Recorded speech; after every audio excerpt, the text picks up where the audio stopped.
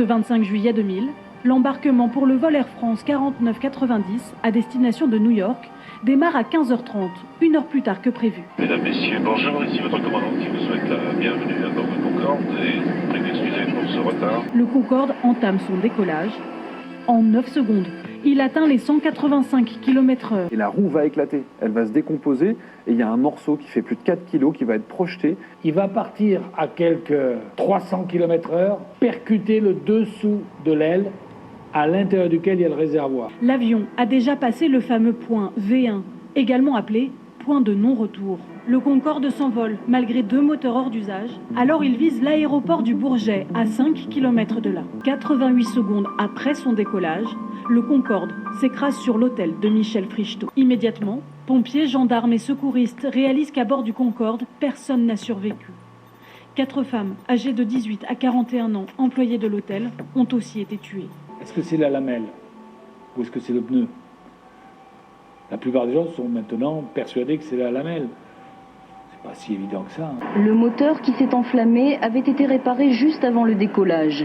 Une pièce de la reverse, le système d'inversion de poussée, avait été changé à la demande du commandant de bord. Air France 4590, runway 26 right, clear for takeoff. 4590, cleared for takeoff, 26 right. The first officer tells the captain they've reached V1, or decision speed. They're now going too quickly to abort the takeoff. The flight engineer urges the captain to abort the takeoff, but it's too late to stop. Captain Marty lifts the supersonic jet into the air. Gilles Longelin realizes he's now watching a disaster. The world's most prestigious aircraft crashes. More than 100 people are dead. The crash at Gonesse shocked the world. Cet accident a été incroyable à tout point de vue, par ses causes et par sa médiatisation. Le morceau de pneumatique va venir percuter la voilure inférieure du Concorde et créer une onde de choc dans l'un des réservoirs. L'onde rebondit sur la partie supérieure de l'aile pour revenir perforer cette fois-ci la partie inférieure du réservoir. Et le carburant va s'échapper en quantité extrêmement importante. Plusieurs tonnes de carburant sont dans ce réservoir.